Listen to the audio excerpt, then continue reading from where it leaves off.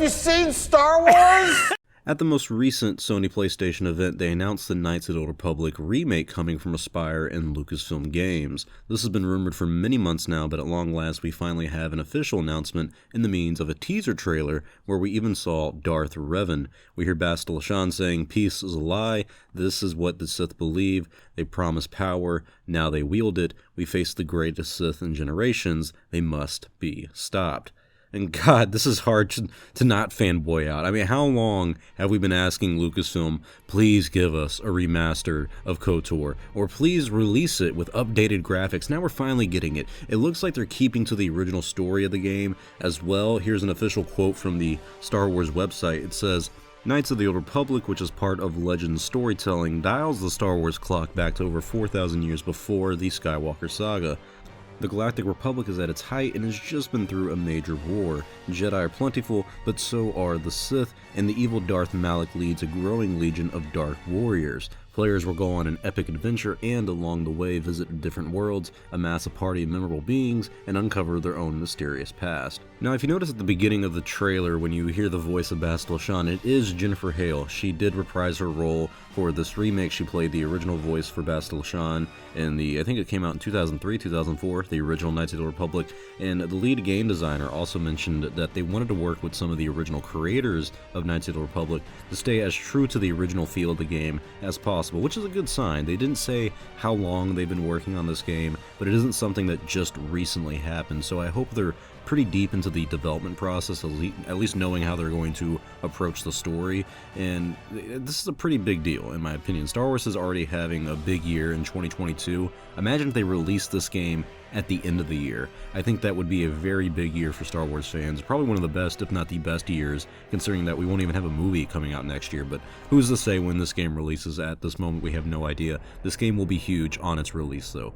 Gamers have cherished the original Knights of the Republic game for its great world building and storytelling. We as Star Wars fans, we love it for the lore and that it builds on what we already know in the Star Wars galaxy, the Sith, the Jedi, but new characters, a new aspect, a new timeline to that world.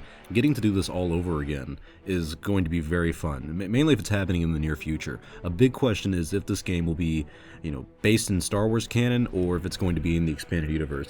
Now, the writer of this article from the Star Wars website, he did say that they only mentioned Legends in reference to the original game and not to the remake, so it's kind of unclear if this game's going to be canon or not. I personally hope it will. We've been waiting to explore the Old Republic era in Star Wars for almost 10 years now. Starting next year, it will have been 10 years since we've asked for it. With the High Republic, we got some new stuff from a different era, and I like the High Republic so far, but I want to see more Sith. I want to see the Old Republic, because we haven't learned a lot about the Sith in a very long time. If this takes place 4,000 years before the events, before the movies of Skywalker Saga, it will add to the canon timeline in a significant way, opening the door for a lot more storytelling possibilities. Hashtag Darth Bane, let's bring him back. Honestly, I think the return of Revan alone is a big selling point. I'm really curious on if they're going to keep his story the same. Will he and Malak be corrupted by Emperor Vitiate, or do they fall to the dark side a different way in the remake? They can easily change some story elements to fit the new canon if they wanted to, and if done right, it can work well. I remember thinking that the Sith and Jedi from this era were extremely overpowered. I love Revan, but Revan is space Jesus. He splits his spirit into a dark side and a light side entity. He absorbs the Force from massive Jedi and Sith armies. I mean, he's way overpowered, and I think they should scale that back because I don't want to fall in that same trap with the Old Republic stories that we're about to tell in the modern canon. So I'm not sure how fans are going to react to that. I'm not sure if fans are going to be happy with the idea of changing what we already know about Knights of the Republic. And this game's so iconic, and it's mainly iconic for its storytelling. So if you change it in any significant way, people will likely get upset because, well, if it ain't broke, you don't fix it.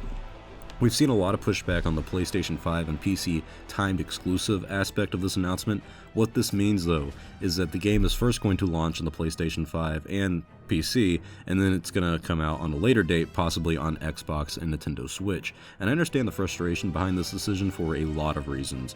It seems to close off a big section of Star Wars fans and gamers who don't have PS5s, either because they don't have a PS5 at the moment, they've been waiting to get it, but supplies are down right now, or they have an Xbox.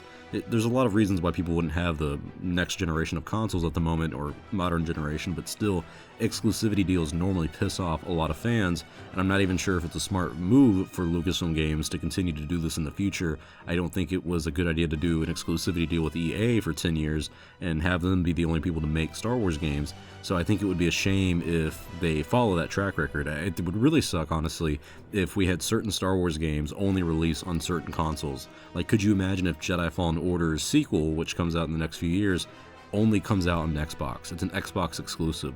That would suck in this situation, because then that would mean you need to play Jedi Fallen Order 2 on an Xbox and only an Xbox, and if you wanted to play Knights of the Republic Remastered or the remake, you would have to play that only on PlayStation 5. If we do exclusives like that, a lot of fans are going to be upset, but maybe they won't do that. You can honestly just go the route of PC, Master Race, but then again, people still don't like exclusives because it always leaves a section of the fans out of the shared experience that we have as a community.